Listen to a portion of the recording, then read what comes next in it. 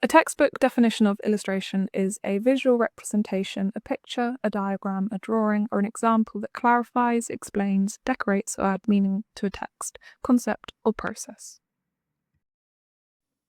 But my understanding of illustration has expanded through this first module to now understand that it's much more than that. Rather than a photograph, an illustration captures feeling, an expression, and allows the viewer a glimpse into your psyche.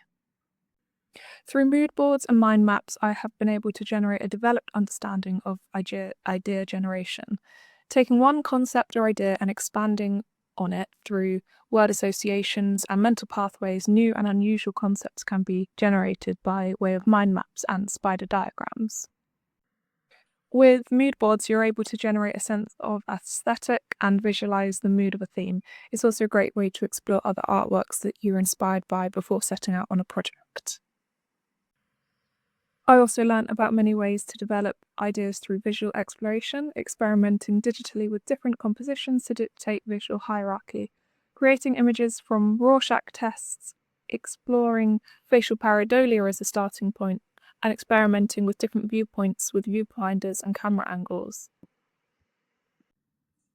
All of these techniques have shown me that experimentation can lead to unique and unusual images, helping me as an illustrator to think outside of the box and to create entirely original illustrations.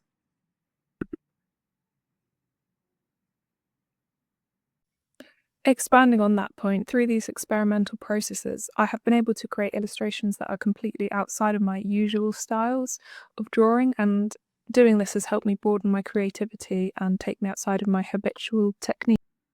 I have a greater understanding and knowledge of idea generation and experimental processes now, and I'll utilize these new skills in future projects. Researching notable illustrators and creatives, ones that I have been a fan of for many years, as well as new artists, has not only given me a better sense of understanding in the standard of drawing it takes to make it in the creative world, but also through my research for my critical review, looking at the real impact that artworks can have on the world. I now understand the potential implications of my artwork and how they can affect the viewer. I want to make artwork that uplifts and adds beauty to the world, sure, but I would also quite like to leave the world in a better place than I found it. Whether that means looking into feminist artwork or animal rights activism in the future, I'm learning about how artwork can express positive ideas in beautiful ways. I was amazed learning about Paula Rigo's successes in helping legalise abortion in Portugal. It has definitely inspired me to be aware of how artwork can be used, in the words of Rigo, as propaganda for the good of the world. Using a variety of materials from pencils, ink, printmaking to digital tools, I have broadened my drawing skill set. Something that I want to continue throughout the future units is my digital skills with different Adobe platforms like Illustrator and InDesign. Observational drawing is something that I want to practice a lot more of. I think that the more I do it, the better I will get at it. And I would also like to be less lazy when doing my digital drawings. I don't want to use that as an excuse to trace any outlines from any photographs that I've taken to get the perspective right. As observational drawing is a fundamental skill for an artist, and I don't want to get into any bad habits. Even if it looks bad, I will be learning, and that's the point. Shortcuts are not going to lead to any development of skills. Also, my initial somewhat failed experiments into printmaking have not deterred me from making lino prints in the future, but now with the added experience of what not to do, I'd also like to do some mono printing and potentially do some screen printing too.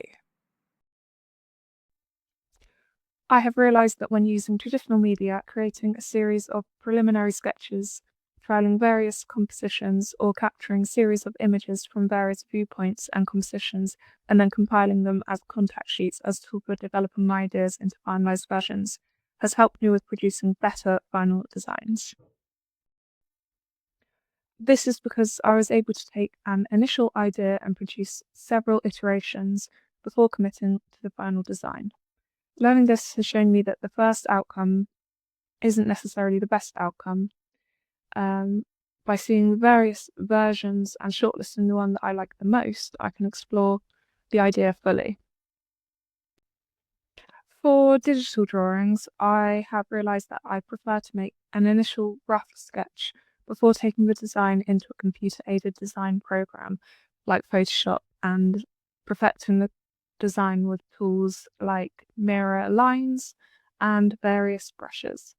It's easier to rectify mistakes, so I do also experiment with changing the design composition and the layout as I go. Sometimes you'll try out a new technique and it doesn't go as you had envisioned, like with my lino prints. It was not a failure as I learned what to do differently if I were to approach this technique in the future, and making the decision not to use the poor quality prints as my final image was a tough but necessary decision that I made. And that's it. Thank you very much for watching.